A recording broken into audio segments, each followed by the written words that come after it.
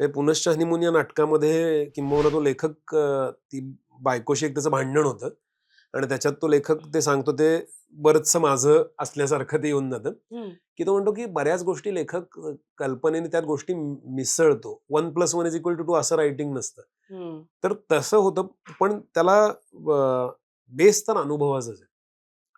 म्हणजे आता असेन मी नसेन मीचं जर उदाहरण झालं, तर विषय म्हणतो की लोकांना एका प्रकारे कुठला विषय जाणवतो, पण माझं त्यावेळेचं जगण्यातली भावावस्था काय आहे? मला ज्या कन्सर्न्स आहेत, मला ज्या गोष्टी आता त्रास देत आहेत, भावनिक करतात, त्याही सगळ्या त्यात मिक्स झालेल्या असतात. म्हणजे आपण आता एका वयाच्या टप्प्यावर पोहोचल्यावर आपल्या पेरेंट्सचं वय वाढणं बघतो. त्यांचं एजिंग बघायचं, ते जे आपल्याला पूर्णपणे धडधाकट असलेली माणसं आहेत, त्यांचं हळूहळू काहीतरी जातंय, हरवतंय.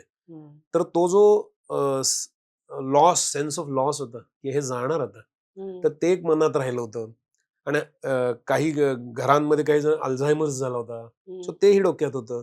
पण मला फार असं वाटायला लागलं होतं त्या काळात, की अरे हे सगळं हे माणसांचं काय होणार आता? तर माझ्या गावाकडे मावश्या राहायच्या, भाऊ, मामा.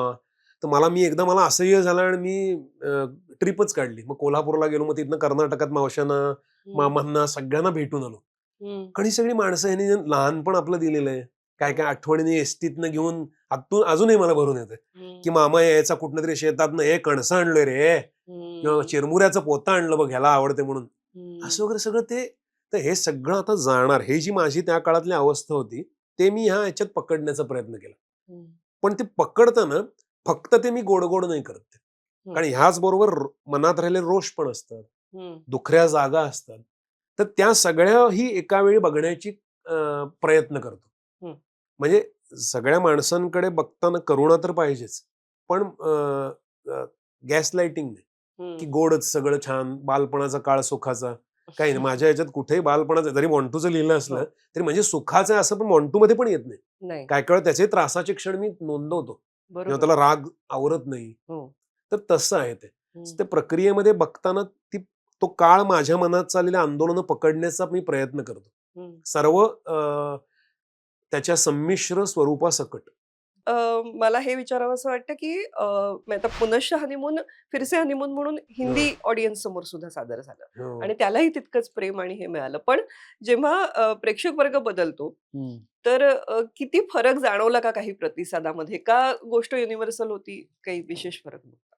हां, म्हणजे मी एक तर ते काही कपल्सचं जे तू म्हणालीस ना, तसं काय बरेच कपल्सना काय होतं, बेडरूम मधले जे सीन्स असतात, बेडरूम मध्ये बोलण्याचे सीन्स म्हणजे हो, हो. जे म्हणतात ते खूप आपला सगळ्यात खाजगी संवाद खाजगी संवाद तिथे होतो. तिकडे होतो. तर बरेच म्हणजे कपल्स येऊन म्हणाले, की "तुम्ही काय आमच्या बेडरूम मध्ये कॅमेरा लावलात का?"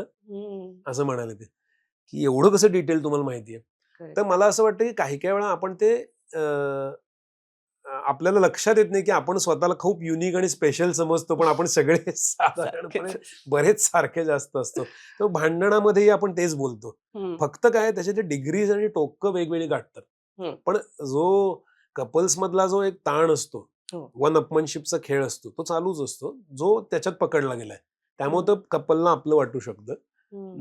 आणि भाषेच्या बदलांनी खूप फरक नाही पडत.